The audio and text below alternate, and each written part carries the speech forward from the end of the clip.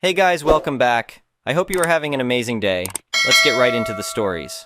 The first one is a pro-revenge story. Around 2015, my wife Sarah and I moved into a cozy 1,100 square feet condo with 3 bedrooms and 2 bathrooms.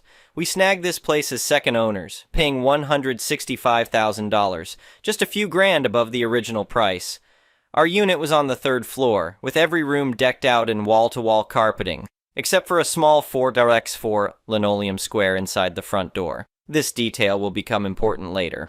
The front door opened into a spacious living area with vaulted ceilings, the great room on the left, and the dining room and kitchen to the right. A long hallway led from the great room to the bedrooms. We got acquainted with some neighbors and hit it off with most of them. The couple directly below us, Mike and Jess, were university students, nice friendly folks. After they graduated, they rented out their condo to Jess's brother, Todd, and his college buddies. Todd was a decent guy, and we didn't have major issues except for one of his birthday bashes where the music, raucous laughter, and happy birthday chants kept us up till 4:30 a.m. The next morning, we blasted our tunes at 8 a.m. sharp, payback style. A couple of weeks later, we had a laugh about it, and all was cool after that. Between 2017 and 2019, we renovated the kitchen and dining room, swapping out the carpets for ceramic tiles, including the area by the front door, to avoid constant carpet cleaning from spills and our toddler's high-chair food flinging. In 2020, our chill neighbors sold their place to a newly married couple in their late 20s/early 30s. Let's call them Brenda and Derek. Now, anyone who's lived between the first and third floors knows the middle unit is the worst for noise. Kids playing, music. You're bound to hear some racket from above or below. I don't know what they were expecting when they moved in. I was blissfully unaware of the new owners until about a month later when I brought home a powered subwoofer for my home theater system, around 6 p.m. I proudly hooked it up and fired up an action flick with some epic explosions to test the immersive sound. After a few gunfire blasts and 2 big booms, the doorbell rang. Ding dong! I opened the door and there stood Brenda. Me. Hi there, how can I help you? Brenda, agitated. My husband and I are trying to have a quiet dinner. Could you please turn down whatever show you're watching? We can hear everything. Me. Oh, sure, my bad. She turned and walked away. I closed the door, turned down the subwoofer and main volume a notch, and thought nothing of it. Shortly after the next round of gunfire and explosions, the doorbell rang again, followed by rapid knocking. I paused the movie and opened the door to Brenda once more. Me. Hi again. What's up? Brenda. We can still hear everything from your show. Turn it down now. At this point, I was fed up with her attitude and decided to call her bluff. Me. You say you can hear everything. Can you give me some of the last dialogue? Brenda. I don't know. I just know you're watching some show. She was way off. Me. Actually, I'm watching movie title, and here are the last 3 lines of dialogue. I recited them verbatim. Me. Doesn't seem like you can hear my movie as well as you claim. Brenda. Face flushed, eyes blazing. I don't care, it's too loud, turn it down. Me. Well, the noise ordinance says I don't have to until 10 p.m. Brenda, huffing. Fine. I guess my husband and I will have to go out for dinner to get some peace and quiet. Me, cheerfully waving. Have a nice night. I cranked the subwoofer back up a tad and enjoyed the rest of my movie at a comfortable volume. The neighbors did end up going out that evening. At our next homeowners association meeting, Brenda stood up and ranted at length about the noise. How she could hear kids jumping on the carpeted floor, we had a 4-year-old, crying, we had a newborn, us walking down the hallway, our music, movies, TV shows, you name it. She even complained about the Hispanic neighbors on the first floor blasting music on Saturday mornings, preventing her from sleeping in, and their loud arguments where she could hear every word. This went on for 6 months. Every single time the homeowners association told her, if it's between 8 a.m. and 10 p.m., there's nothing we can do. If it's after 10 p.m. or before 8 a.m., you can call the police. They'd then send out a letter reminding everyone about being considerate and listing the noise ordinance. I stopped attending the homeowners association meetings after the 3rd month of Brenda's broken record routine. Twice, she even taped the notices to my door. I also learned they were members of our church and were supposed to visit us monthly. They never did. Cue the payback. Around the 6-month mark of Brenda's constant complaints and harassment, including a couple of visits from apologetic cops after 11 p.m., they heard nothing outside our door, we decided to renovate our floors. We knew this would infuriate our entitled neighbor, but we didn't care. We were done with her nonsense. We planned to extend the entry tiles all the way down the hallway to the master bedroom door and retile the bathrooms. For the great room, we chose a light coffee-colored bamboo hardwood, so ... demolition first. As I was prying off the last baseboard trim and pulling nails from the subfloor around noon on a Saturday, wouldn't you know it, bang, bang, bang on the front door. Me, yes? Brenda? Can you keep it down? I'm having a pampered chef party. Me, sure. I promptly finished removing the nails, then proceeded to bang my hammer all over the subfloor like I was driving in a million new nails for the next hour. I also cranked up the local hard rock station for the next 4 hours. FYI, the first floor neighbors were already blasting some kick-ass mariachi tunes, their Saturday and Sunday cleaning soundtrack. Next, we rented a hardwood floor nailer that, in addition to the compressor noise, would loudly drive nails into the flooring and subfloor while needing to be struck with a massive dead blow hammer. Bang! Bang! Bang! It took us 2 to 3 days to install the bamboo hardwood in the great room, surely driving Brenda out of her mind. We then put in an awesome tile inlay down the hall, tiled from the front door to the master bedroom door along the great room wall, and retiled the dining room, kitchen, and both bathrooms. After nailing down the baseboards, more nail gun fun, and caulking, our new floors looked amazing. The bonus? Every time a hard shoe, like my daughter's favorite Sunday clompers she wore everywhere, or high heel, my wife took up doing everything in 4, 6-inch stilettos during this time, struck the floor, the impact echoed gloriously through our perfect new floors. All this renovating was partly due to Brenda's endless whining. It was also prep for selling our condo, as we'd outgrown it by then. We listed it and sold within a month for $250,000, at the absolute peak of the real estate boom, right before the market crashed. During closing, the buyer's agent told us the floors absolutely sold the place.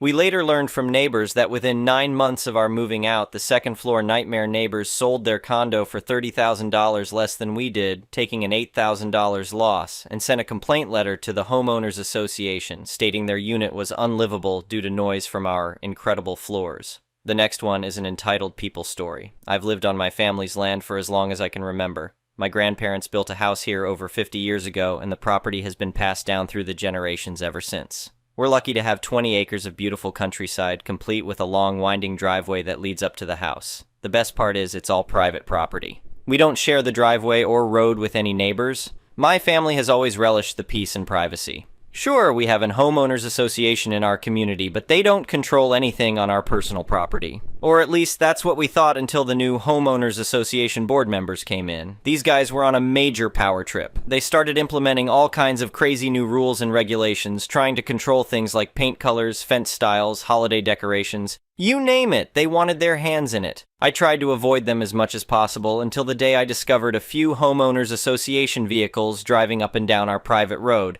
At first I couldn't believe my eyes. Who did these people think they were, patrolling a private road that had nothing to do with them? I waited till they had driven by, then hopped in my truck and raced after them. I caught up to them near the bottom of the hill. One of the homeowners association board members was even standing outside his car, staring intensely at the edge of the road like he was inspecting it. I pulled up alongside them and stepped out of my truck.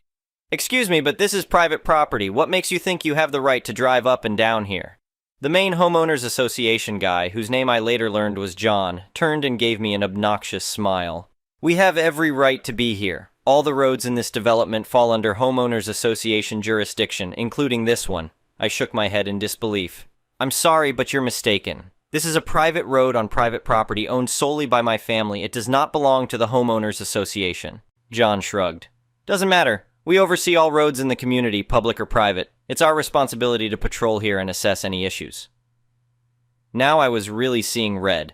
The audacity of this guy to stand here and boldly claim my family's private property fell under his jurisdiction. I got right up in his face and told him, "Listen up! This is not community property. This is my family's private land that we pay taxes on. You have zero rights here. I'm only going to ask you nicely one time. Take your vehicles and get the hell off our road." John's smug expression wavered slightly, but he stood his ground. "Sir, there's no need for threats or foul language. I'm simply trying to do my duty and inspect this road that falls under homeowners association oversight. If you have records proving this is private, we'll need to review them." That was the last straw. I wanted to sock this arrogant jerk right in the face. But I restrained myself and simply took out my phone. The only thing I'm going to show you is me calling the sheriff to report trespassers on my property. Now leave before this gets uglier. I dialed cop and made sure John could hear me requesting police assistance to remove trespassers who refused to vacate private property. That must have finally shaken him up. He ordered the other homeowners association board members back into their vehicles, shouting that they would continue the inspection another day. I stayed right on their tails as they drove back down the winding road and past the gate onto the public street. A few minutes later, 2 police cruisers arrived. I met them at the front gate and explained the situation, how these deluded homeowners association board members had taken it upon themselves to trespass and unlawfully patrol a private road. The sheriff was familiar with John and the homeowners association's antics. He paid them a visit, and although they denied any wrongdoing, the sheriff made it crystal clear that they had 0 rights on my family's property and could face charges if they trespassed again. I hoped that would be the end of it. But a week later, I awoke to find a makeshift barricade and orange cones blocking access to the start of our driveway. There was even a homemade sign declaring it closed for homeowners association repairs. Unbelievable. These people just couldn't take a hint. This time, I immediately alerted the sheriff's office. Within 20 minutes, a pair of deputies arrived and I led them to the barricade. The female officer shook her head in disbelief. "This is absolutely unacceptable harassment. Please wait here. We will go speak with whoever is responsible for this." It didn't take them long to visit the Homeowners Association president's home just down the street. He feigned ignorance and blamed everything on John, who he said was simply an overzealous volunteer. Yeah, right. The sheriff's deputies made one thing clear. If this continued, arrests would be made. That finally got through to them.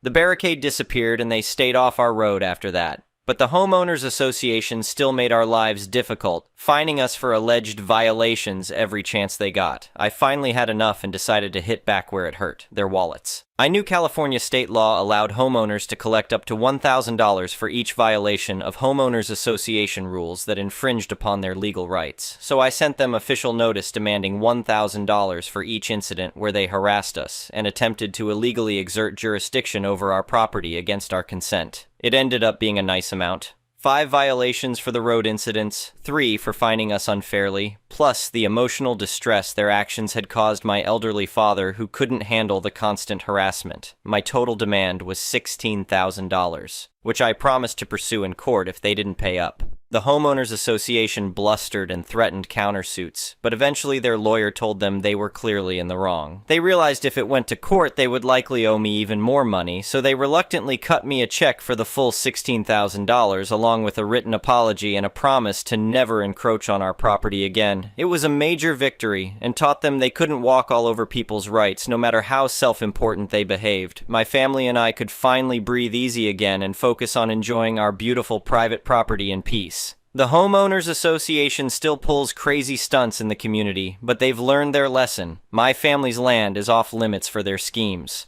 The next one is a petty revenge story. About a year out from divorce, ex-wife has been acting petty and childish to say the least. Tries to make me look bad any attempt she gets. My young son played t-ball last year and I volunteered to be the coach. Really enjoyed it, but my work responsibilities schedule changed before this season and I simply could not commit to do it again. I became good friends with the guy running the league and let him know before the signups even started as a heads up.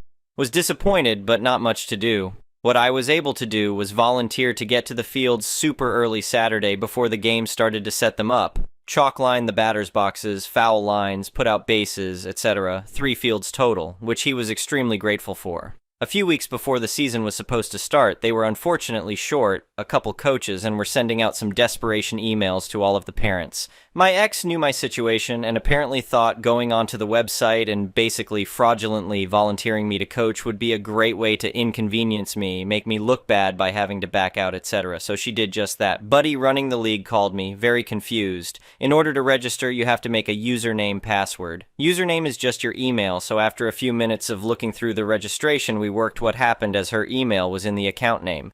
Ultimately, he decided to put his kid on my son's team and be the coach on top of everything else he was doing. He was pissed at my ex himself, though, because this stunt could have set them back finding a legit coach if they needed to, possibly delaying the league. Here's where I come up with the petty revenge. He sends out the official email out to all of the parents of the league with the rosters and coaches for all 10 teams. Except for our kids' team, instead of listing himself, I tell him to list my ex. puts her name, contact info, etc., and says to expect further info from each coach individually. She emails him back once she notices to point out the mistake, saying it should have been me instead, but he ignores it. He sends her all of the clearances coaches need to pass, asks for times she can come pick up equipment, the whole 9 yards.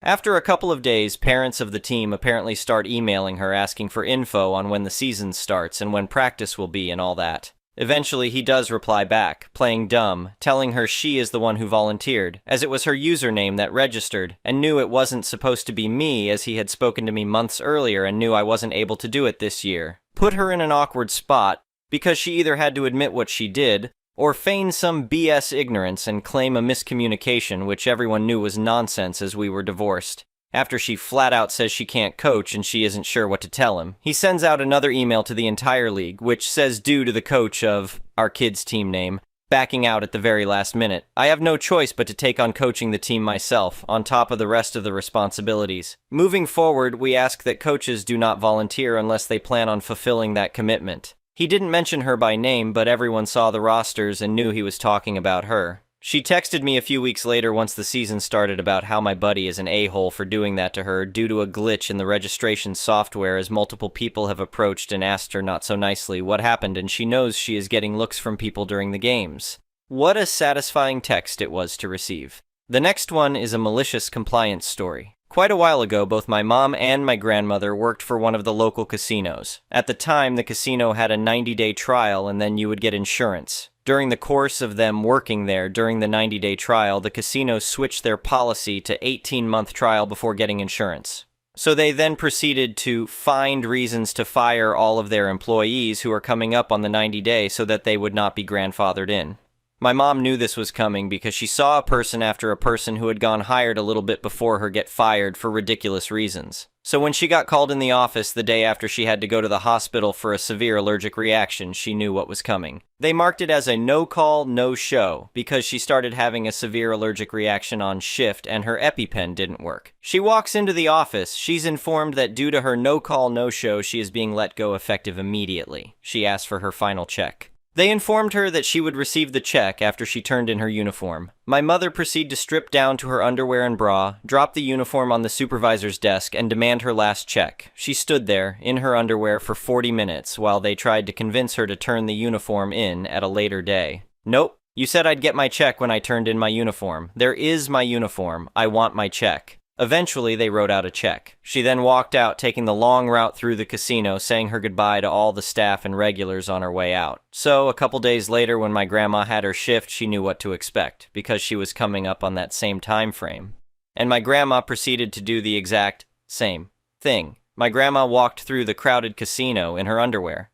The next one is an entitled people story. My dad runs a local tourist group in my town, and on the weekends I usually help out if I'm not doing anything. My job is mainly to interact with customers and answer questions and explain the local rules and just generally make sure they don't do anything stupid that will upset the locals. I quite like talking to the people while we traveling to a destination. So anyway, last weekend I went with my dad to help. We stopped at the hostel to pick up our group, and I was helping the people on the bus, and this lady and her family stepped forward, and I greeted them, and the lady said, "We are from the States." The way she announced it, it was like she expected me to clap or get excited, but I just said that's cool and asked her to please get on. She seemed offended but didn't say anything, and when everyone was seated, we left. This lady proceeded to brag loudly about America and why it's better than my country, and keep looking at me whenever she made a comment. She was making everyone uncomfortable. I just decided to ignore her and speak to the others. One of her kids apologized for her obnoxious behavior when she was distracted at a site we were at. It's terrible when a kid has to apologize for a grown adult horrible behavior. The rest of the day went good with her occasionally saying something about America, but she went quite towards the end. I guess she realized I really didn't care. Or maybe it's because the others in the group, including her own family and fellow Americans, were avoiding her and looked embarrassed to be with her. But yeah, that's my entitled story. Side note, not hating on American tourists, most are quite respectful. Loud, but respectful. The next one is an entitled parent's story. First, let me say I am honored that I have this much power in my coworker's life. I had no idea, and apparently I am using this power for evil instead of good. Story time. Coworker is extremely behind on bills because her college-age daughter uses her credit card and she racked up thousands in food-related charges in under one semester, over $5,000. Coworker still gave her the card the next semester because she couldn't have the daughter walk to the dining hall and have food she didn't like, but was the food she already paid for, and didn't want to cook in the kitchen even though she paid for a weekly grocery delivery from the grocery store. But I'm not a parent, so maybe I don't understand. Anyways, coworker is looking to save money. I grab coffee daily from the lunchroom. Basically, it's hot water that I add my own stuff to, coffee and creamer. Well, herein lies the problem. Coworker keeps forgetting to buy the coffee she needs. I'm not sharing my expensive coffee with her. I draw the line. By forget, I mean she runs to the grocery store almost daily because needs cereal the day they run out of the one they like instead of eating the other one in the house. Again, not a mother, so maybe this is normal. But if I tried that with my mother, I would not have eaten cereal. So instead of Amazoning like a normal human being, she needs to grab Dunkin' every morning. Now, to the part where I am costing her money. We have free coffee downstairs and free cream, but again, it's downstairs. This coworker walks by it every morning when she does remember to bring coffee. She forgets to grab the cream and messages me saying she's too tired and doesn't know what she's going to do. The thing is, I have cream at my desk. My cream is not the same as downstairs. You see, guys, I buy my cream in flavors in the single-serve variety, in larger quantities because I'm horrible at remembering to buy it, so I stock up. Theoretically, I have extra. The guilting texts came daily for weeks, but never outright asking. I always say, hey, just grab some downstairs. She told me that because she doesn't have cream, she now just stops at Dunkin' every morning. So because I won't share my $50 worth of cream, she's now telling me she goes to Dunkin', which she can't afford. I can see where the daughter gets it from. I figured you guys needed a laugh. The next one is an entitled people story. It started with the neighbor from hell, the psychotic dog-napping witch I will call Sue. For the purpose of the story, it's not her real name. To give some much-needed context here, my family and I had already lived in that HOA-controlled neighborhood for around 7 years at this point. And during that time, we never had any disputes or issues with any of our neighbors. That was until 1 year ago, we decided to adopt a dog from a local shelter, a decision one particular neighbor would never forgive us for. Despite our attempts to ignore or reconcile with them, things went from bad to worse to the unthinkable, and my heart breaks for anyone who has gone through a similar nightmare as we have. So anyway, after a rather eventful Christmas with the in-laws, we returned to the comfort of our house for a quiet week before our return to the daily grind of eat, work, sleep.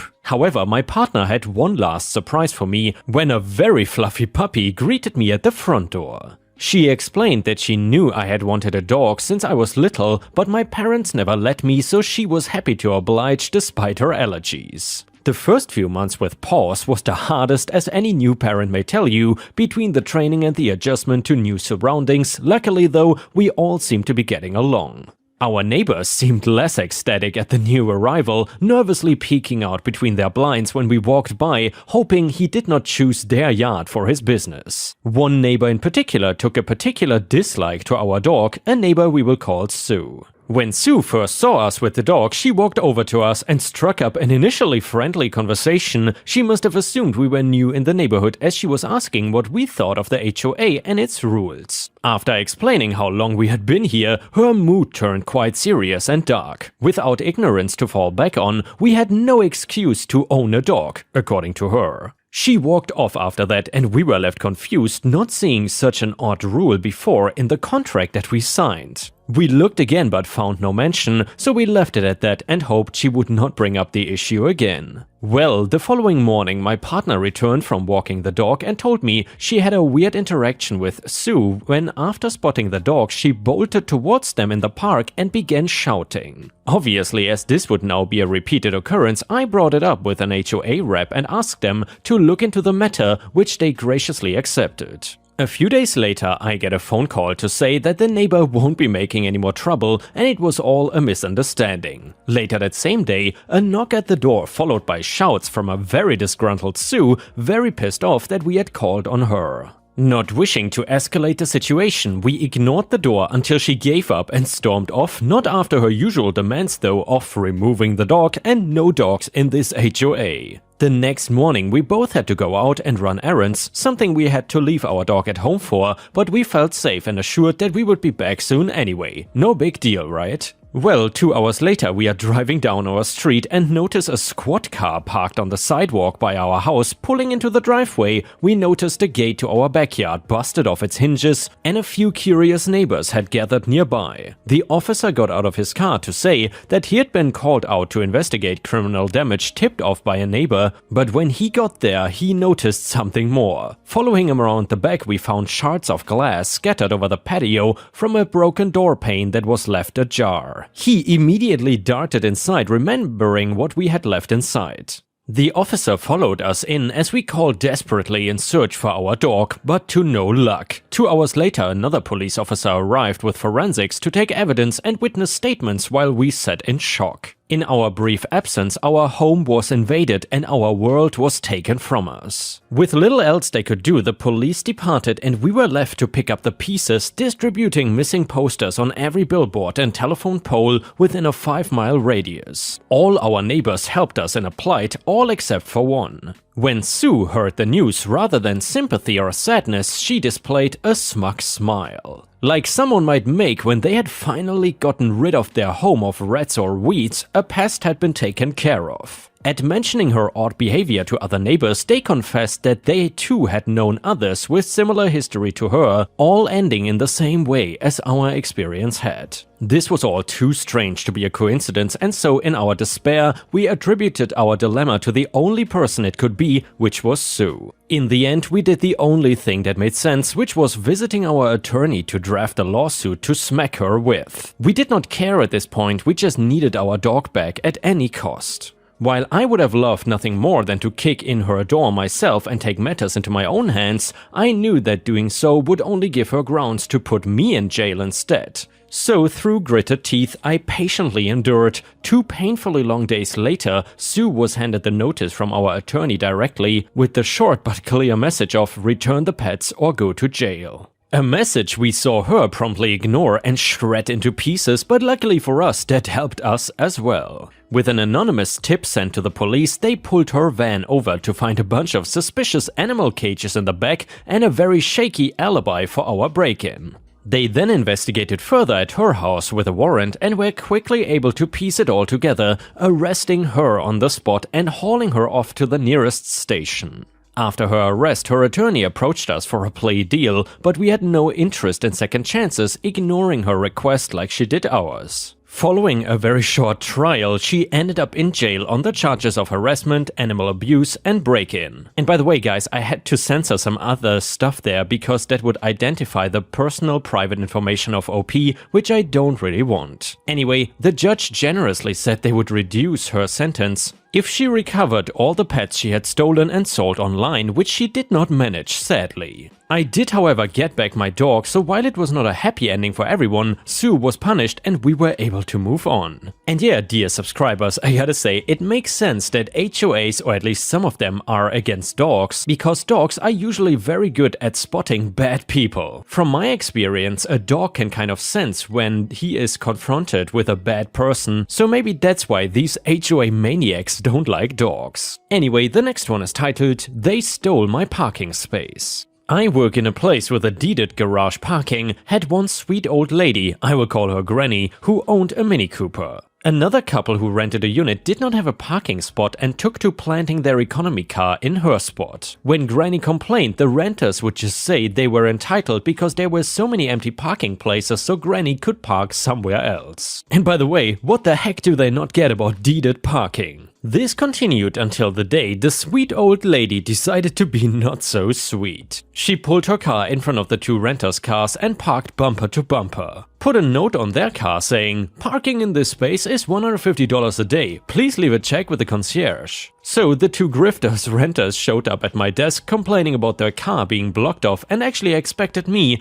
to tow the Granny's car off. I had to re-explain that deeded parking meant that I could not tow a car from Granny's spot anymore, then I could rearrange furniture in her apartment. It is her land, she owns it, and you abandoned your car on her property. Talk to Granny. So after 20 minutes or so of the grifters renters complaining, I called Granny even though it was early in the morning. She came down to the desk in her house coat and slippers with her dog in tow. They begged her to move her car. Granny told them it would be $150, leave the check with the concierge. They kept complaining. Then she told them it would be an extra $50 for waking her up in the morning because they claimed an emergency. Then they asked her how long before she left the garage, and Granny told them, "Dearies, I'm retired. I will leave my spot when I am ready, and the price just went up to $150 a day plus $50 for waking me, and that will be in cash. Leave the envelope with the concierge. I'm walking my dog and I will move my car when I have your rental fee in hand." So not only did the renters not park in her spot, but word got around and I didn't have to deal with that issue for another 2 years. And then the next one is titled, "Never Photograph My Kids." I almost forgot about this, and it's a thing of marvelous beauty. So a few years ago I was living in an apartment complex near Charleston, SC. My downstairs neighbor was a nurse and had her 2 kids living with her as well as her girlfriend. She was going through a nasty divorce with her ex-husband. The ex-husband did not like her having a girlfriend around his and her kids, so he hired a private investigator to take pictures of the couple together.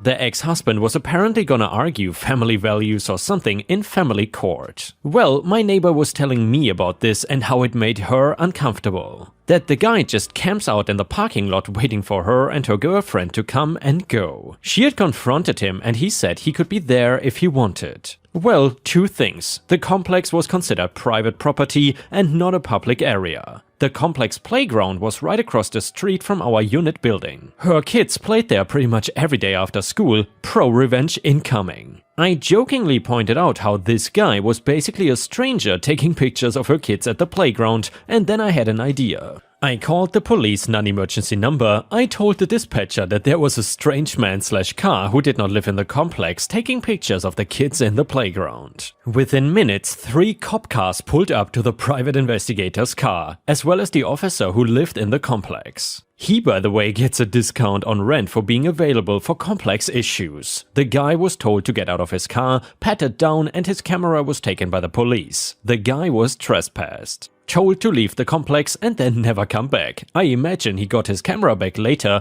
but what sweet revenge that was. And by the way, if you have watched until here, please don't forget to subscribe to the Readers channel for daily awesome videos. And by the way, if you are from my channel, Ripe, then I have to say I won't read every single day here, but I will read every once in a while. It's actually a project made by my girlfriend, and she hires various voice actors to read these stories for you. Anyway, the next one is titled The Hotel Nightmare. Whenever a really expensive car pulled up, I would roll my eyes and steel myself because yeah, we were not a rat hole, but we were not a 5-star hotel either.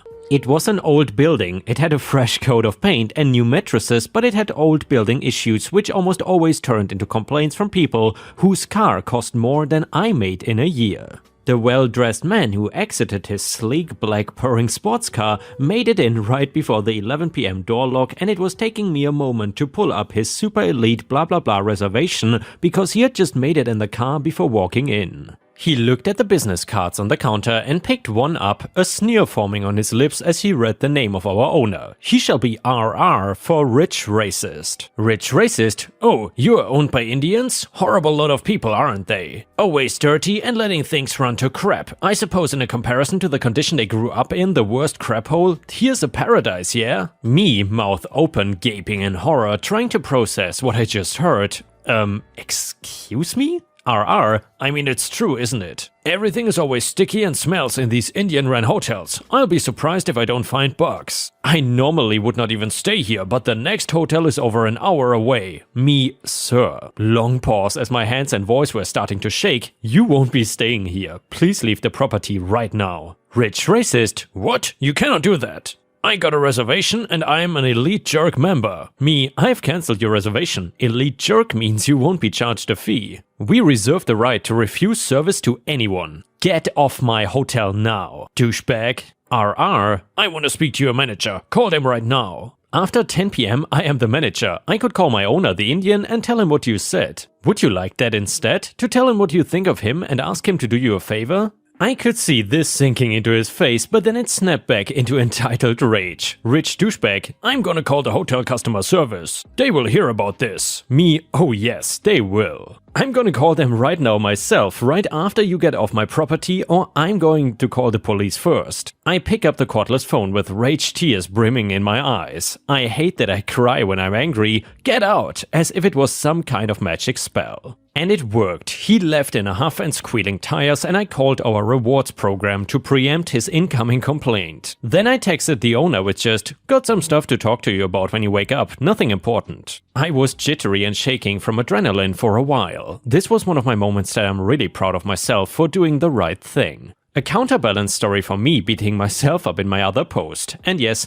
I had my own little nitpicky issues with the boss, but they were not wide-sweeping generalizations about all his people. I'd worked at his different properties for years, I considered him a friend, his wife would give me a bindi and bless me once a year during their big religious holidays, and I would take off my shoes while she blessed the office and chanted with bells even though I'm Christian. They brought me back a gift from India. Aunt and uncle would bring me spices to try on my pizza. They were tiny and sweet, and I used Google Translate to thank them. No one gets to drag them like that to my face. Guess he thought I would just nod and go along with it, and well, guess what? Customer is not always right. I never got in any trouble for this. And yeah, ripe stars, that is exactly how you should deal with an awful, entitled, racist hotel guest, because indeed, if the customer is a douchebag, then the customer is certainly not always the king.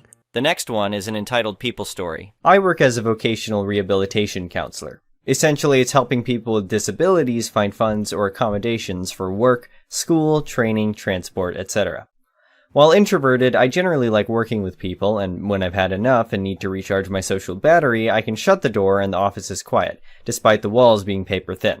Here comes, we'll call her Barb, who is loud. A yell talker. She's also smothering, kind of condescending, talks loudly to herself constantly, and just generally rubs me the wrong way. Whatever, she's harmless, right?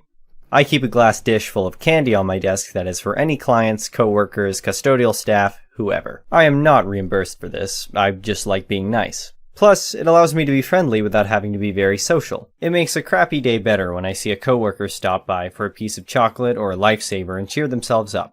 Most people take a few, I don't care, but Barb completely and absolutely abused it. She regularly picks out all the red lifesavers for herself, as well as the Dove milk chocolates. And I mean all. She would take upwards of 10 pieces a day every time she's here. Only 2 to 3 times a week, thankfully, of each. Now it's too far, because it ducks everyone else over, including my clients. I started leaving some on her desk specifically for her to try to alleviate the problem. It kind of did, for a little bit, until a couple of weeks ago when I had to go home sick with a migraine around noon. I came back the next day and found my candy dish absolutely ravaged, and every single red lifesaver in Dove Square had been taken, leaving behind mostly other flavors and some Hershey Kisses. That idiot. I did the math and realized she had eaten about $9 worth of my candy in a matter of 3 weeks. And never offered to repay or refill it. She also sucks on them very loudly and smacks her mouth almost violently. So, I decided on the days she's in, suddenly the dish is only filled with everything but the red lifesavers and Dove. She's been rifting through the dish since, disappointed. I put them back out when she's gone. I think my coworkers have already noticed, since now they seem to stop by more on those days too. Super petty, but I don't care. Selfish a-holes don't get enabled to screw over everybody else. Not if I can help it. The next story is titled, Got Revenge on an Abuser. One Friday night, I went to a party. I talked about a girl I met on the beach while I was walking my dog. One girl was very drunk and said, "Is she fat?" She doesn't usually fat shame people, but I invited her to softball and she was making a stupid joke. To which I said, "No, she's chubby, but cute. I like chubby girls." A guy, Dick, overheard me and thought I called his girlfriend fat. I don't know how such a big miscommunication could happen, but it did. I didn't know this, and 2 days later, Sunday, we had a softball game. I didn't play, but while walking out, Dick ran up to me, said my name, and swung at the side of my head, and I went flying. Just for perspective, I'm 5'9", 115 pounds. Dick worked out, was 6 foot or over, and probably double my weight. My glasses broke, my tooth was chipped, etc. I was scared and didn't know what reason he would punch me over, as I never had interactions with him. I ran away, called the cops later. They are dragging their feet, saying they can't find him, but I want the money for my damages. It has been 6 months. I even had an eyewitness go to the station and make a statement. I asked Dick for the money, and I said I don't want anything fancy, just my glasses replaced. Dick said he'd give me an apology, but no money. Even though he did it in front of 15 people, so he's not denying he punched me, he's telling other people still that I called his girlfriend fat. He was not part of that conversation, but 5 people who were all say I didn't call his girlfriend fat or even talk about her, so that's only his opinion. So basically, only he, of all the people there, thinks I called his girlfriend fat. He also admits to hitting me, although he's told people it was open hand, even though many witnesses claim otherwise. He still won't pay for the damages he caused. So, cue revenge time. I live in a US territory. This territory is not a fan of mainlanders coming in and acting like they own the place. 6 months after the altercation, he started posting pro-mainlander stuff and is trying to be the face of why mainlanders are good for the territory. Also, insulting a local journalist. So, I knew there was a very strong movement against this, and after putting up his videos for a week, he got tons of hateful comments. So I messaged some of these people and gave them the police reports, chat logs, etc., and now he basically has an army of locals who hate outsiders trying to expose him. He also doesn't seem to be afraid. He has everything on his Facebook profile public. I had a hunch and messaged his ex. She said he was abusive, so I have a lot of dirt to expose him with. Except, I'm just passing the information along to the people who want to do it. The next story is titled, Peeping Lady Neighbor Gets Flashed. So, many moons ago, I moved into an apartment, 2nd floor. At the time, I was about 21, and I'm a guy. Nice place and decent part of town. Not long after I moved in, I noticed one of my 2nd floor neighbors kept trying to investigate my living room, through, around, any way possible past my curtains. I need to tell the layout of the apartment before I go any further. From front to back, I had a sunroom, fully inside the house, but windows everywhere in this room that gets a lot of light, and faces the street and neighbors across the street, church, and church parking lot where we all parked for street cleaning. Past the sunroom was the living room. From there, into the kitchen, then to the hallway which leads to the bathroom and both bedrooms, master bedroom being the last room in the back that also leads to a porch for our apartment. So, back to the story. I would always be nice to anyone and would chat here and there with most of the neighbor ladies, which were all nice. All except for one. She thought she was the queen of the street and had to know what everyone was doing at any time. She would constantly try to look through my windows to see what was going on in my apartment. She was about 65 years old or so. I would always see her craning her neck and head around to see into my apartment. I would try to ask her to stop, but she would never answer her door. Finally, after about 6 months of this, I decided to give her something to look at. So, one morning, I got a shower, put on a robe, and went out to the sunroom. I always had the curtains closed at night, and if I was undressed. I looked around the street and everywhere I could see to make sure no one was out and looking, but mainly wanted to make sure she was trying to investigate my house. There she was, craning her neck, trying to look through my closed curtains. Me, still having my robe around me, opened the curtains, saw her again, trying to investigate my apartment, opened my robe in full view in the middle of that window. I thought she had a heart attack since her face contorted and she grabbed her chest, lol. Of course, her being a Karen called the cops to try to get me arrested. Well, the cops show up at her place, then come over to mine. I had gotten dressed by this time, so went downstairs to open the door and talk to them since I already knew what it was about. Cop 1. Yeah, we got a report of you standing naked in front of your window? Me. Yeah, wanna know why? I'll tell ya. Ever since I moved into my apartment, that old hag has been damn near breaking her neck to try to investigate my apartment every day. Me and my roommate have tried to ask her to stop, but she never answers her door. I finally got tired of her being a peeping Tom and gave her something to look at. And before you say anything, no one else was around when I did it. It's not my fault her 65-year-old ass can't handle seeing what I have. Cop 1 and 2 laughing their asses off. Cop 1 trying to catch his breath. Okay. I'll go talk to her and tell her that she can be arrested for peeping and making a false report. Do you want to press charges? Me. Nah, I think she learned her lesson. But if she didn't, she'll get it again. But next time, it'll be a little more than she is going to bargain for. Cop 1 and 2. Laugh again. Just make sure no one's around you if you must do that again. They left, walked across the street, and about 10 minutes later they left, still laughing. She never tried to investigate my house again. Yes, this happened, and yes, I did that. I have nothing to hide and don't really care.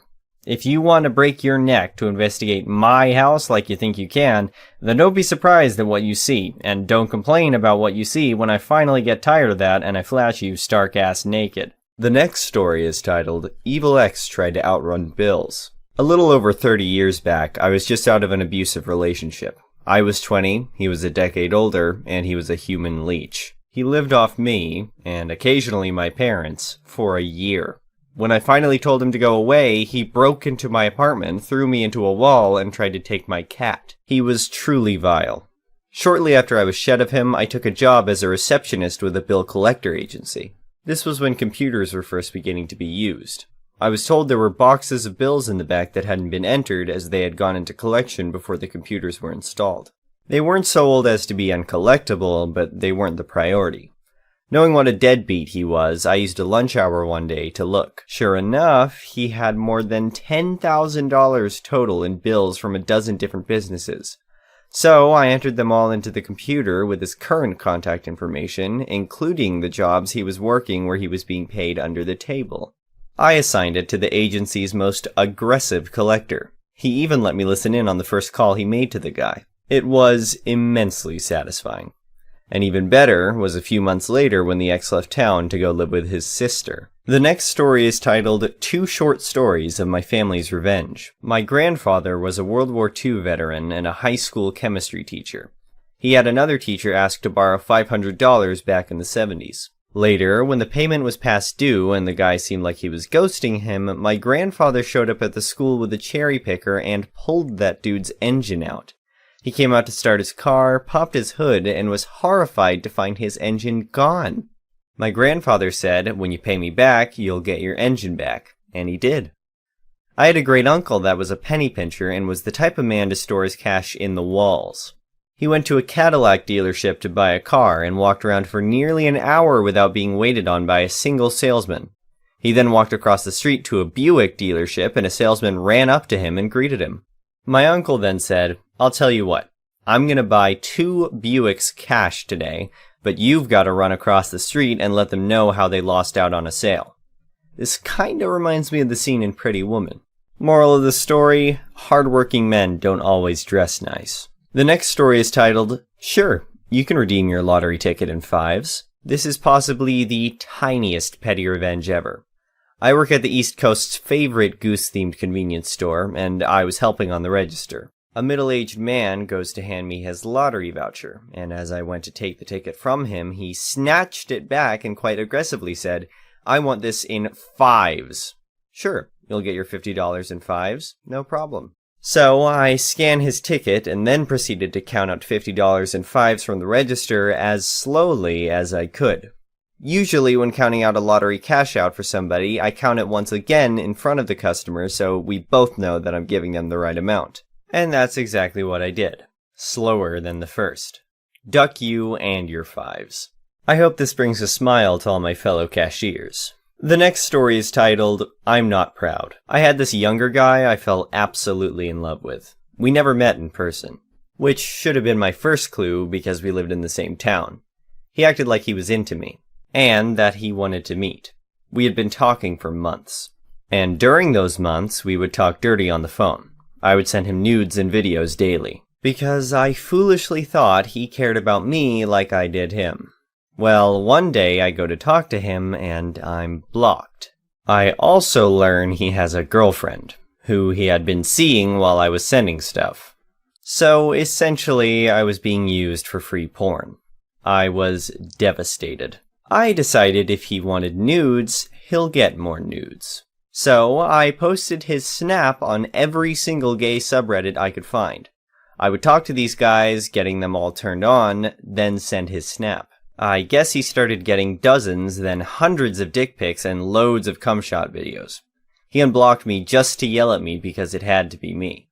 I denied it and blocked him, and continued to share his snap for days until I got over it. The only thing I feel bad for is the gay men who got catfished and led on. The last story is titled, Rotten Meat Deserved a Lipstick. Lately, I recalled other stories from a recently deceased family member.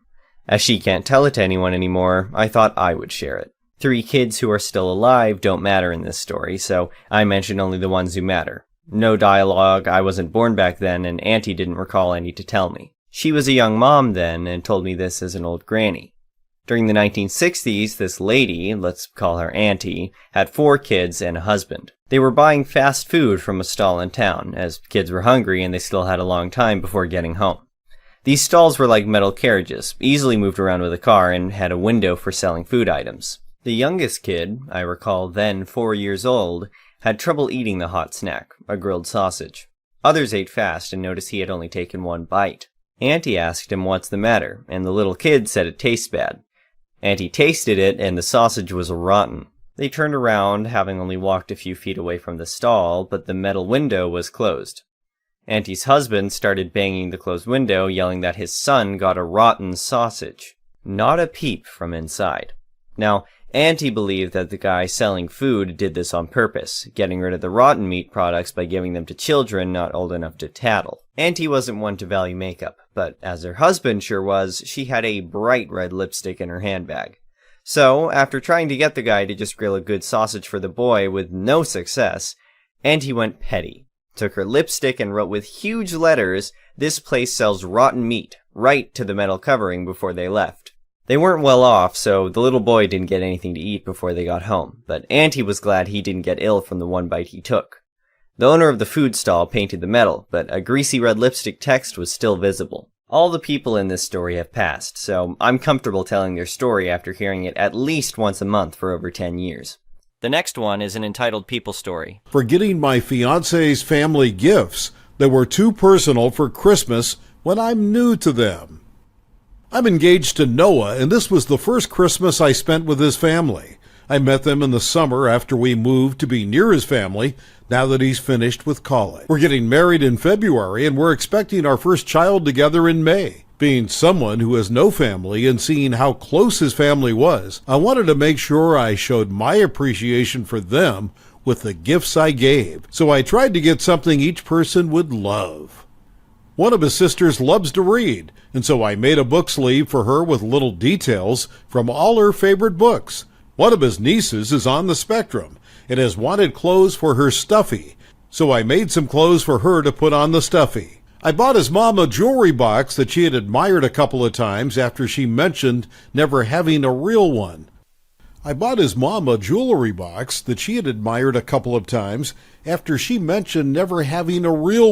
For his dad, I bought him a frame for his office big enough to hold photos of his whole family on, since he always complained he couldn't find one big enough or nice enough and had no more room for individual frames. I included photos Noah had provided me in it. I got his older sister her favorite makeup, which he mentioned she couldn't afford to buy lately.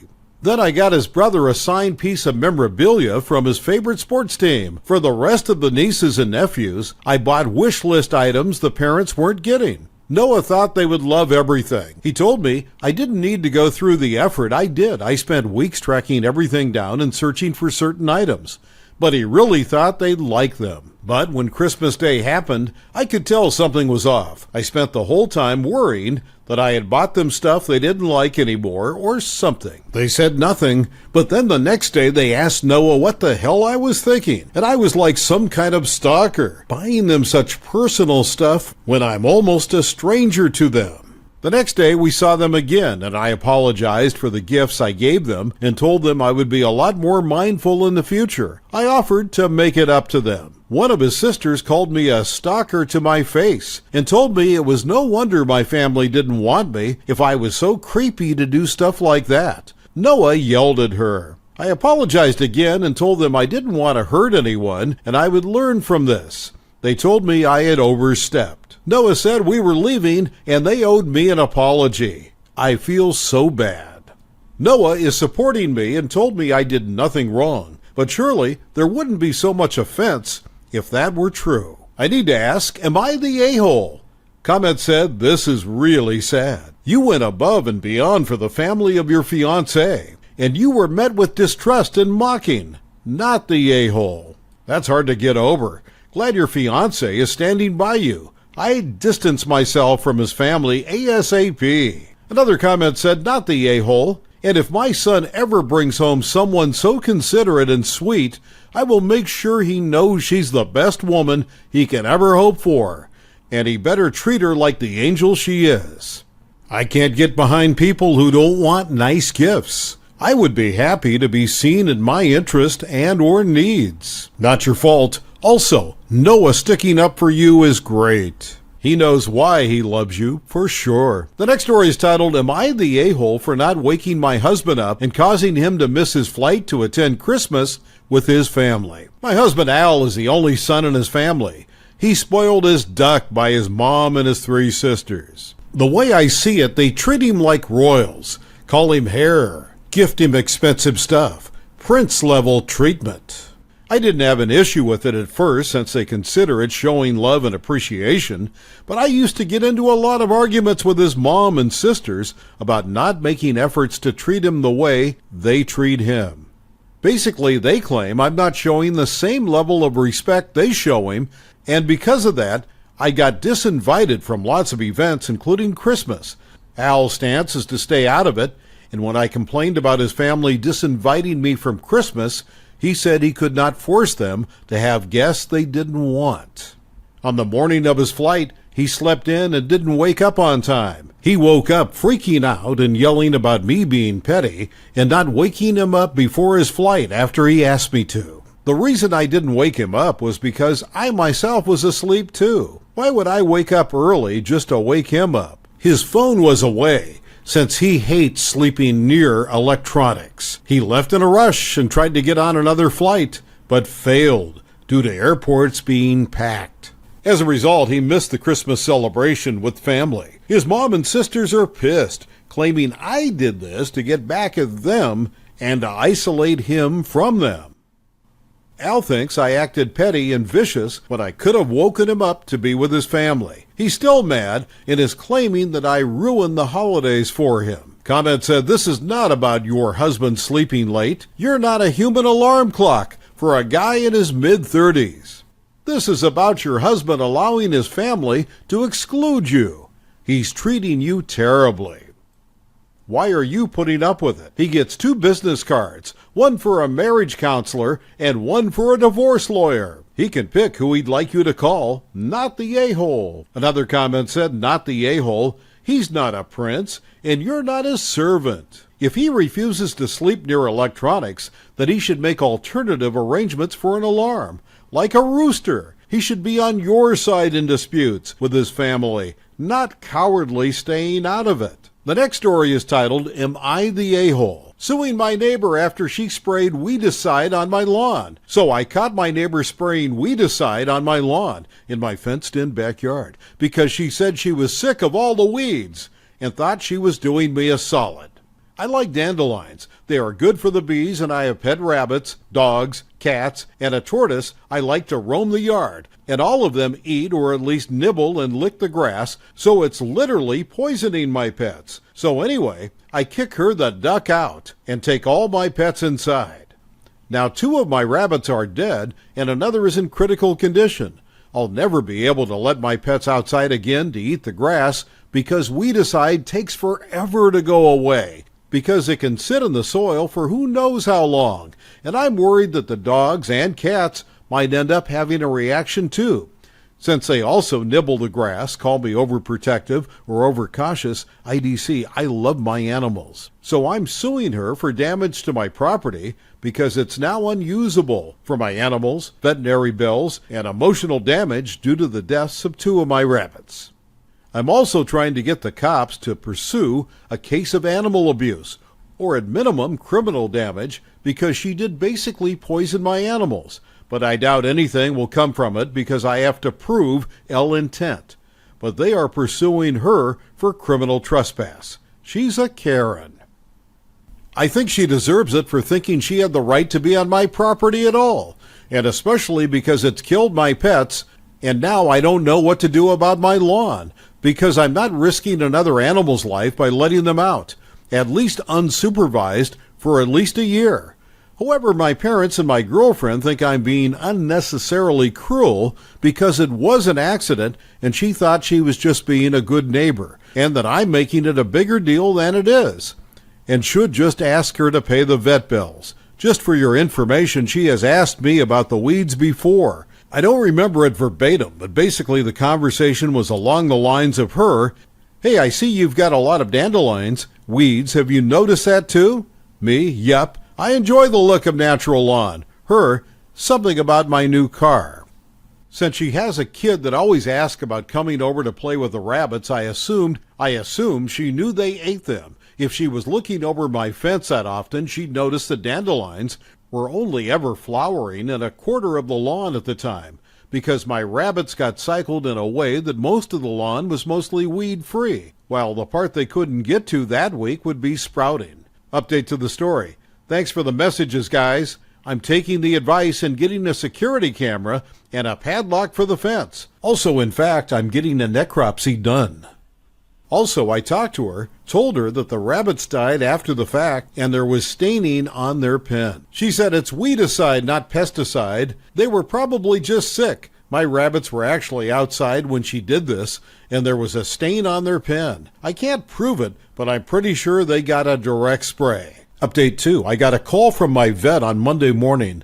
The necropsy is back. My rabbits died from corrosion to several internal organs and had corrosive burns lining their mouth and nose. My third rabbit also came home today and only has minor injuries to his throat and a small injury resulting in superficial hair loss and mild irritation on his nose. He'll be on pain meds, and just in case I have critical care ready for those without rabbits, when rabbits are in pain and sometimes in mourning, they sometimes refuse to eat, so critical care is basically a mix powder that you can syringe feed to keep their digestive system functioning, because GI stasis can be life-threatening. Also, I've contacted a lawyer to move forward with a lawsuit, but they haven't responded, probably won't until later today, because I contacted them yesterday through email. The vet thinks the stuff the neighbor used wasn't a commercial herbicide because of those chemical burns, as well as because it killed my crabapple tree and the bit near my fence and pool or bear. Comment said, "Not the a-hole." My neighbor did this last year and got reported to the HOA because the yard she sprayed, under the cover of darkness, she knew it was wrong, belongs to a family with very young children. I'm sorry about your rabbits, and you need to know that it's not your fault, and you are a good owner. Another comment said, "Not the a-hole. She should have asked you first and talked to you about it." Losing pets is bad rough. Knowing someone directly caused their death is worse. She also trespassed on your property. By a long shot. Not the a-hole. You need to add trespassing and gather all the proof you can. Not to mention vet bills are expensive as F. I hope you can sue her. The last story is titled, "Am I the a-hole for telling my sister-in-law that no one in our family is named Stephanie? I can't figure it out if I did anything wrong, or if so, what, because I have no idea what's going on. Hopefully someone here can give me a clue." Here's the relevant information. As far as I know, my brother and his wife are expecting their first girl after 2 boys. I love Ricky and Jace, and so does my sister-in-law, but she has always wanted a girl and is very excited to be having one. She also wants to name the girl Chloe, as she loves that name. My brother hates the name Chloe and really wants to name their daughter Stephanie. They have been arguing about it for a few weeks since finding out the gender. I got to my parents' house late last night, and my sister-in-law was the only person still awake. We talked for a little bit, and she asked me the weirdest question. She asked me if I knew any stories about Great-Aunt Stephanie. I was so confused. I literally said, "Who?" Sister-in-law clarified that she was talking about our grandmother's older sister that died when Grandma was a little girl. Our grandma had 2 sisters, but their names were Judy and Lynn. There's no one in our family named Stephanie, as far as I know. I told as much to my sister-in-law. She changed the subject after that, and we soon went to bed. This morning, my brother and his wife were both sulking during breakfast. Even the kids could tell. Ricky kept saying, "Stop being grumpy on Christmas." So it wasn't just my imagination. I got my brother alone and confronted him. He snapped at me for meddling and told me to stay out of his marriage. My brother is pissed at me, and my sister-in-law won't even talk to me. I'm afraid to say anything to my parents and drag them into this, especially since I still don't know what this is all about. Either my grandmother had a secret sister that I don't know about, but my brother does for some reason, or my brother lied to his wife to convince her to name their baby Stephanie. Both options seem equally weird to me. Maybe there's a third possibility I'm not seeing. Reddit, am I the asshole? If so, please explain that to me why. I don't want to be the reason Christmas is ruined. Update, most awkward Christmas Eve dinner ever. Got to keep this short. Everyone now knows what my brother was doing with the kids' names. Except the kids, obviously. They are pissed. Weirdly, my mom is the most pissed. A Christmas truce is in place for the kids, so no fighting on the holiday. However, the baby is definitely going to be named Chloe. My brother very quickly backed down when my mom said a few choice words to him. The topic is completely banned for the rest of festivities. So for now, at least, they've tied a bow on the situation. Christmas morning update. Aside from some glaring over a couple of the boys' stocking stuffers, Robin Funko Pops, everything else went well with the gift opening as well as being woken up at 5:30 a.m. by being jumped on by one's nephew can. I think my brother realizes he crossed a line and has been very attentive to his wife. He mentioned getting Chloe's name embroidered on some stuff when they get home. He even told Mom he would do a Christmas breakfast so she could have a break, and he gave me an "I'm sorry" grin when I opened his gift. I think everyone is going to be fine. Comment said, not the a-hole. It's very weird that your sister-in-law is not talking to you. It does sound like your brother was lying to try and get his preferred name, but you only answered a direct question that was asked of you.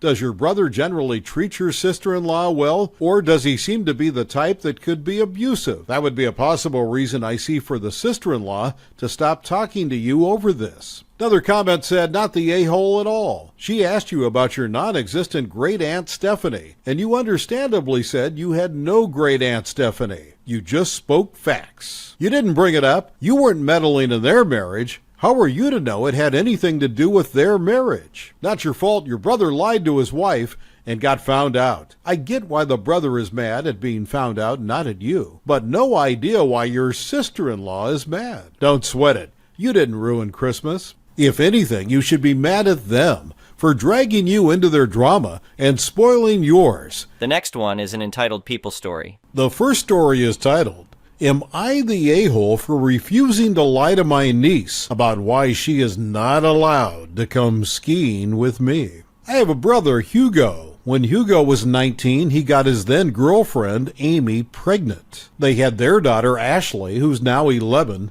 and later got married and had a baby boy, who's 4. Over the years, I've become close to Ashley. When I'm home, I live abroad. I take her out to shows, shopping, horse riding, etc. We also keep in contact via text. She's bright and thoughtful, just a pleasure to have around. Amy has never liked me, but has mostly put this aside for Ashley. Me and my boyfriend are visiting my family for Christmas and then leaving to go skiing. We arranged for Ashley to come skiing and stay with us for New Year's. Amy wasn't keen on this idea, but relented because Ashley was excited to learn how to ski, as all her school friends do. I took my boyfriend's hire car to pick Ashley up from school on Friday, and she was excited because it's a sports car, and I let her friends sit in it and take pictures. At dinner, she asked if I would drive her too and chaperone her and her friends going ice skating on Tuesday in town. Hugo said I probably didn't want to look after a bunch of kids, and Amy had already planned to chaperone. Ashley ignored him and begged me to chaperone. I really didn't mind, but Amy looked annoyed, so I said I wouldn't want to mess with the established plan. Ashley kept pushing and said she didn't want Amy to come because Amy dressed badly and was never fun and embarrassed her. Hugo told her to apologize, which she did, but she also kept insisting it was true. Amy got teary and Hugo kept telling Ashley she'd upset her mother, but this just made Ashley angrier and she dug her heels in. Because of this, she was told she was not allowed to go ice skating and is now not speaking to Amy. Yesterday, Amy and Hugo came to me and said they didn't want Ashley to come skiing anymore. Amy feels Ashley needs to spend more time with her family, and Hugo is supporting her. They asked if I would tell Ashley that me and my boyfriend had changed our plans and wouldn't be going on the trip anymore. I asked why, and they said if they told Ashley the truth, that she would blame Amy and that would defeat the point of her trying to build a bridge with Ashley. I said I understand that, but I didn't feel right lying to Ashley, and if her parents had made the decision, they need to deal with the consequences, not push it on to me.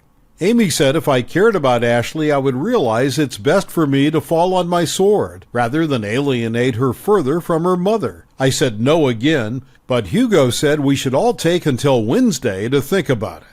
Ashley is still being very standoffish to her mother, and I know if she finds out her mother canceled the ski trip, it will get worse. So now I'm wondering if I should go along with Amy's plan. I just want what's best for Ashley. Am I the a-hole? Comment said, not the a-hole. Amy and Hugo need to confront Ashley about how she treats her mother, and they should not ask you to lie. Ashley not going on the ski trip should be presented for what it actually is, a punishment, not a means of bridge building. The next one Another is an comment entitled said, people not story. the a-hole. The next one and is an not only entitled will people Ashley story. prefer knowing the truth, but she will also feel as though she can trust you because you are refusing to lie to her. Also, Amy trying to guilt you into lying by pulling the "if you actually care about Ashley" rhetoric is such an a-hole move. The next story is titled, Am I the a-hole for refusing to give my sister any of my grandpa's inheritance? I was recently bestowed an inheritance of close to $50,000 by my late grandfather. The reason I received the inheritance according to the will is because I was the only person in his life who would make a point of visiting him at his old age home. His wife and friends were all long deceased, and my parents live in a different country than him. I would visit 1 to 2 times a month to check in on him, play cards, bring him on walks, etc. The main reason for these visits was because when I was at the lowest point in my life after getting home from deployment, my grandfather was always there to listen and talk with me. We were both combat veterans, so he understood me on a level other people couldn't. Here is where the problem lies. My grandfather held a lot of extreme viewpoints that I do not agree with, more specifically, against the LGBTQ plus community. I resented my grandpa for these views and called him out whenever he would say something inappropriate. I was very close to ending the visits because of these views, but decided against it for reasons discussed prior. My sister is happily married to a woman, and therefore obviously cut off contact with my grandfather. My sister and I have a very good relationship in general, but would frequently fight over my continued relationship with my grandpa. When he passed away and left me the money, I did not think there would be any argument over it, as my sister wanted nothing to do with him, understandably so. However, when she found out about it, she demanded that she should receive half of the money. I was shocked and basically told her no way, as she was not the one who had been visiting and providing care for him for the last 5 years. My sister was visibly angry, and we have not been on speaking terms since. This has left me wondering whether I am the a-hole, as my sister was a victim of my grandfather's bigotry. However, I don't think half the money is a reasonable request. I will accept whatever judgment I receive. Am I the a-hole? Comment said, not the a-hole. I understand why your sister broke ties with your grandfather, but she's being very hypocritical, wanting his money and entitled in demanding that you share your inheritance with her. As they say, where there's a will, there's a relative. Another comment said, on the other hand, it was your grandfather's decision, and you can honor it. On the other side, if you uphold his cutting off your sister, you are upholding the same bigotry he supported that drove her away. Self-respect says, that's inappropriate, as you say. Honestly, I would share at least a 5th quarter with her. It's not completely a-hole territory, but you will probably lose a relationship with your sister if you share nothing. Is that a consequence you're okay with? The next story is titled, Am I the a-hole for going off on my ex's girlfriend, for taking my daughter out of state to visit her family, and saying I no longer want her around my daughter? I'm a 28-year-old female, have a 7-year-old daughter with my ex-husband Liam, who's 44. Liam has been dating a woman, Ellen, 33 years old, for 6 months. She has already moved in with him and has been trying to take on the role as the second mom. Not stepmom, second mom. She insists my daughter calls her mom when they are together, which my daughter is uncomfortable with. Ellen usually is the one who drops my daughter off, as Liam works 2 jobs. I don't like that Ellen is the one that drops my daughter off, because if I need to speak to Liam about something pertaining to our daughter, then she always has to give her input. Medically, school, having extra time together on either side, etc. I've let both Ellen and Liam know that she doesn't have any input on what goes on with our daughter, but they both brushed it off. The issue happened last Friday when we were doing our switch-off, and I went to our spot we usually meet to pick up our daughter. I waited for about 4 hours, then called Liam asking where Ellen was and if she got lost. The conversation went like this: me, Liam, "Where's Ellen? I've been waiting for hours and she's still not here. Did she get lost?" Liam, "What do you mean? I thought she told you she wanted to extend our time together." Me, "No, I never got a call or a text about that. Can you put our daughter on the phone?" Liam, "She's with Ellen, visiting family, in a completely different state." At this point, I lost it on him. 1, for not even being with our daughter, and 2, for not checking with me to make sure I knew about this. I told him to call her and tell her to bring her back. And from now on, Ellen is never allowed to be around my daughter. Liam said I was overreacting, and that would mean he would have to quit his second job. He is completely fine with just 1 job. His main job pays 6 figures. I told him too bad, and called Ellen, telling her if she didn't bring my daughter back right now, that I would call the cops. She just said, "Fine, way to ruin the fun." And how she wanted my daughter to meet her family, because they are going to be my daughter's family soon. She apparently didn't even make it to her family's house, because 2 hours later she pulled into our meeting spot. I didn't say a word to her. Took my daughter and haven't spoken to Liam unless it's strictly about our daughter. I've asked my family about this, and the majority said that it was wrong to yell at Ellen, as she just wanted to bond with my daughter. And I should be glad she's not an evil person. Am I the a-hole? Comment said, "Not the a-hole." Go back to court and get it in writing that someone can't just take your daughter to another state without the parent. She also needs to stop telling your daughter to call her mom. If needed, take your daughter to a therapist to testify that it's detrimental to your daughter, especially if she doesn't want her to call her dad's girlfriend mom. They aren't even married. Another comment said no. He has only been dating her for 6 months. She should still be having limited contact with your daughter, and definitely not any kind of decision-making authority. Not the a-hole. As a father, your ex should never have let this get so out of control this quickly. Another comment said, "Not the a-hole. Depending on the custody agreement, neither you nor your ex could take your daughter out of state without express written permission of the other. Even if your ex has primary custody, I believe you have rights. What is not okay is a woman who is not part of any custody agreement taking a 7-year-old out of state without either parent. This was your agreed-upon time to have your child, and this woman took her over state lines without your permission. That might qualify as kidnapping, and you should definitely talk to a lawyer, if not the police. You are not the crazy ex. You are this girl's mother. New chickie is way too comfortable. You are not the a-hole. The last story is titled, "Am I the a-hole for saying I don't care if my half-siblings, because it's not my mom's job to mother them?" My parents were married and had me and my brother.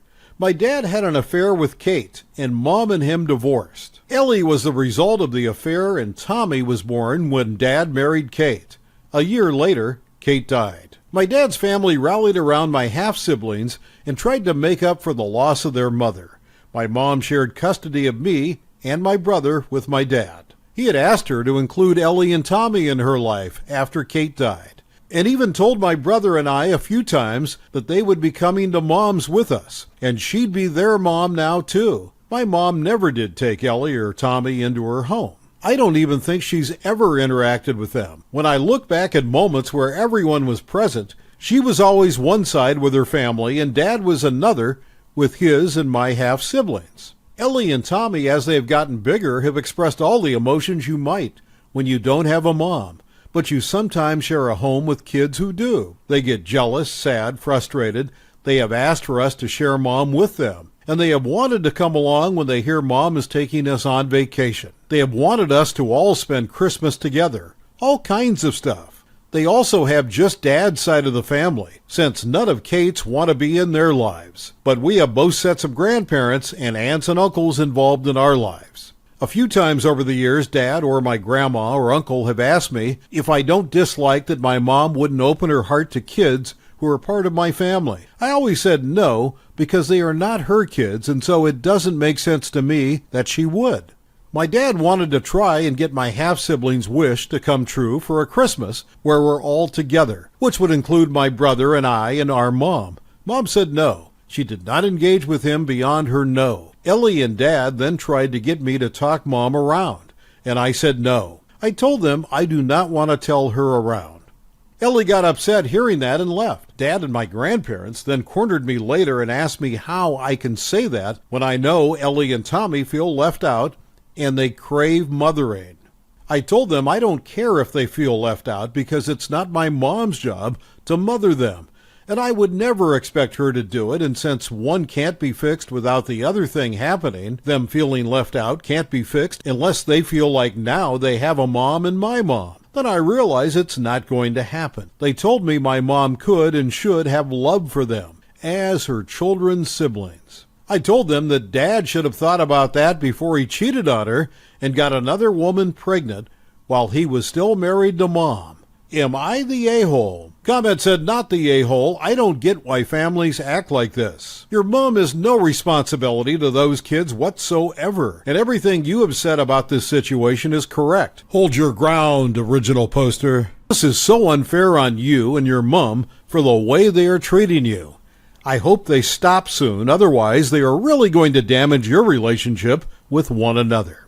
Another comment said it's sad because it feels like Dad is trying to get back with Mom and is using the kids as a prop to do so, which made them have this obsession over having her as a mom, which clearly isn't going to happen.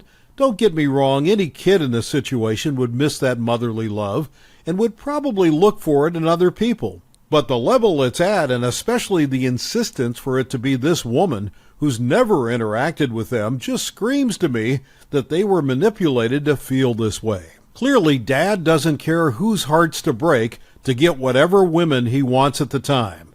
Not the a-hole. Another comment said, not the a-hole. Your mother has no responsibility around your siblings, and the tale your dad and his family invented of her becoming their mother figure is never happening. It's unfortunate that their mother died, but it doesn't change the fact. If your dad wants to give them a mother that much, he should be looking for a partner already. That's the only way it could happen. They should leave your mother alone. Your family includes both set of grandparents, mother and father and siblings. Their family included one set of grandparents, father and siblings, including you. Your siblings sure have it rough since their mother is gone and her family isn't involved. But had your dad insisted on the family that they actually have instead of forcing your mother in a role she's not interested in, they probably would have accepted the situation better. Life is unfair. Thank you for watching. I would really appreciate it if you could like the video and subscribe to our channel if you haven't already. We'll see you again tomorrow.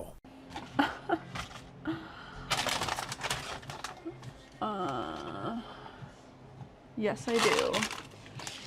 So I always buy quinoa in case the world ever comes to an end. I have a lot of quinoa.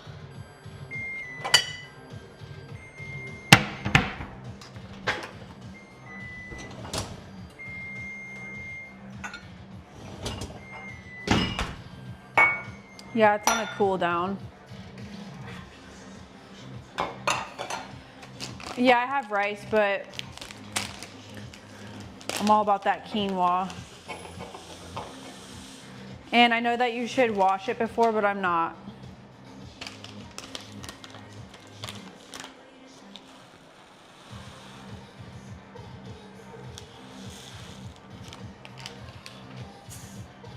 Just start charging bits or subs for the necklace views. Should I do a redeem or should I do a redeem for that?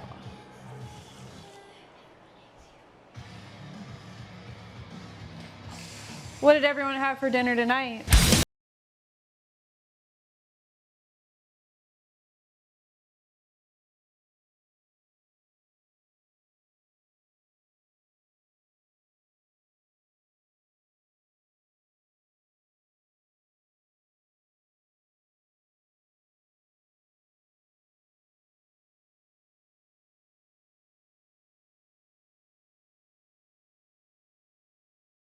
Have Just any in gifted yet? 10 subs.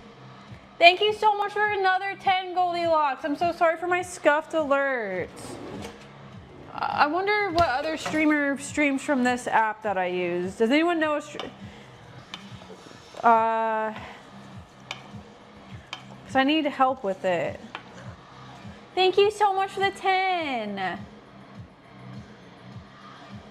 Oh, now it's going still. Wait, what song, Goldilocks? The one that on the alert? If you make it a redeem, I'm afraid you'd be doing all that true. Oh, you will never find any Taylor Swift on my stream. No offense to Taylor Swift, but I don't like her music. I used to like her music like back in the day when I was in high school. Like Dear John, but I would never put that as an alert.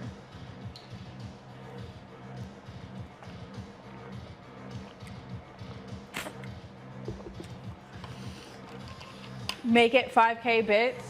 Okay, I can do that. Are you guys sure? I wasn't gonna charge for that. No, you can't offend her. Okay, fuck yeah. I mean, yeah, she's a great businesswoman. I just don't, like if I had to pick what I'm gonna listen to, I'm not gonna listen to Taylor Swift.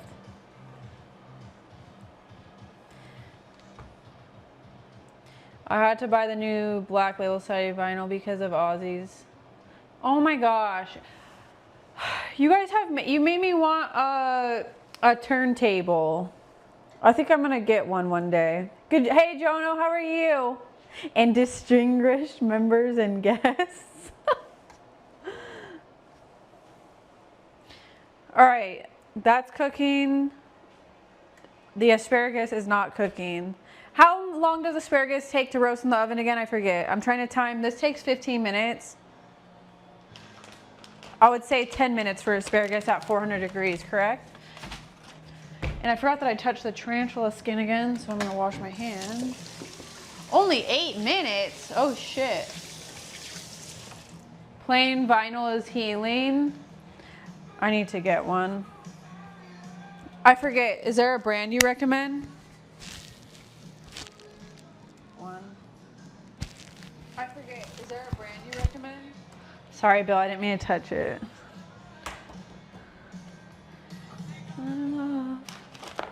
Also, we are putting together a shelf, or I'm hanging up a shelf tonight as well. And I know how to use, it's not gonna end up being, it's not gonna be as stressful as last time because I know how to do wall anchors now.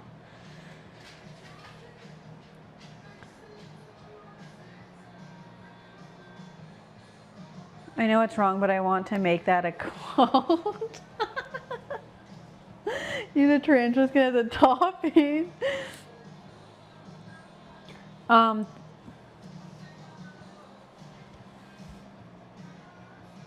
they're not frozen. I like mine kind of crispy.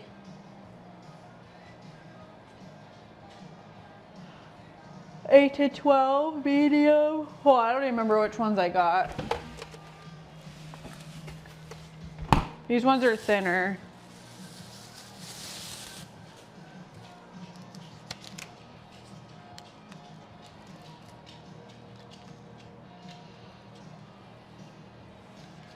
Yeah, I rated Allie yesterday.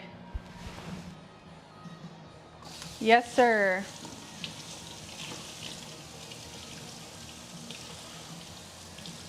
Yes, sir. Yes, sir. Music expert and a cook too. Is there anything Goldie can't do or doesn't do? Right? That's what I'm saying. Okay, Alexa, set a 15-minute timer. Hey Zeus, how are you? Hey DK, I am making asparagus, quinoa, and an egg. That's my dinner for tonight. And it's very exciting dinner. I only make the best foods.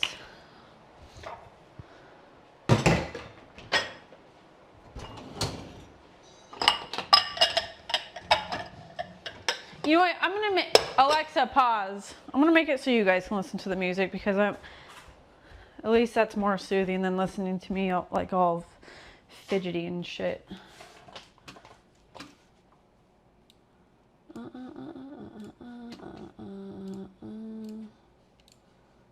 And how is the ratio of music and my voice?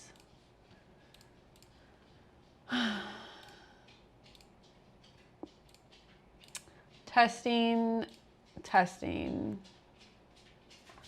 You can still hear the music fine? And my voice. Okay. Good, good, good. I'd rather have you all listen to music than me. Just enough. I've never seen a plant growing from a faucet before. I'm dead. Well, Kevin, I hate to bust your balls, Kevin, but there is no plant growing from the sink. The breathing was a little much. I stepped out before the end of your stream, and when I came back and was cooking, I was convinced.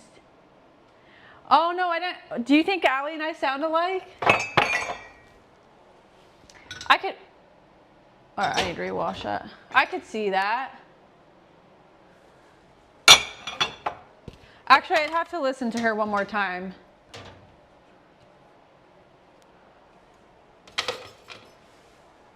I'd have to listen to her again. All right. Thank you, Red Vine.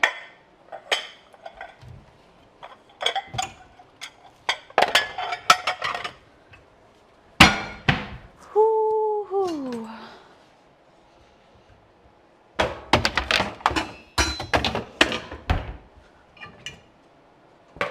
Damn, I'm gonna have to listen to her.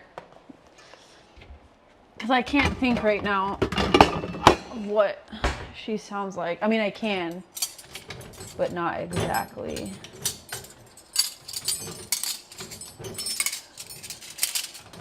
Wow, I love being productive and streaming at the same time. I could probably stream for 8 hours a day if I did all my daily things on stream. But I don't think anyone would want to watch that.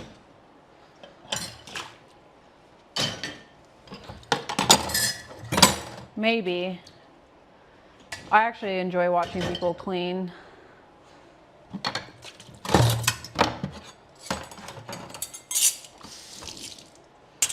You'd be surprised.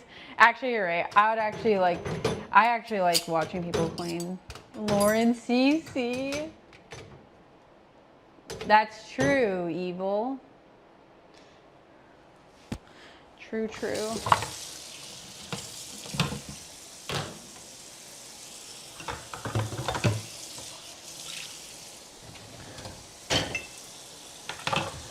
Alrighty.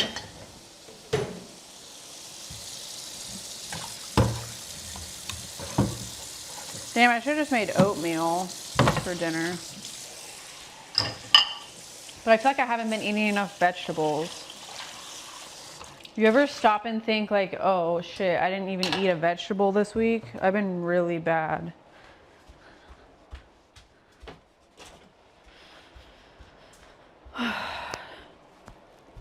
Anyone in chat think, do you guys think Allie and I sound alike? You know where else I'm at what you know where else I'm at. Wait, what, some rando? Yeah, I'm gonna eat all that asparagus. My pee is about to smell for the next week. I should put that in.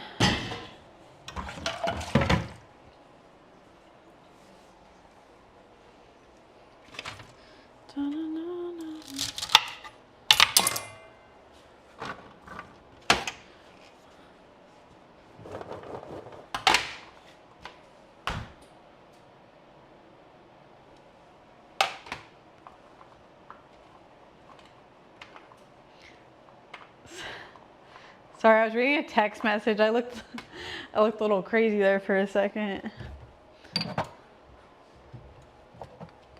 Hey, Candy. Sorry, I was reading a text message. I was reading Mary Rose's text message. I'm dead. I thought the same thing when I looked at myself. Can I share some? Wait, what Goldilocks? Who paid for? Sorry. Oh yeah, I usually do garlic too. Thanks, I Heart Jesus. Wait, Goldilocks.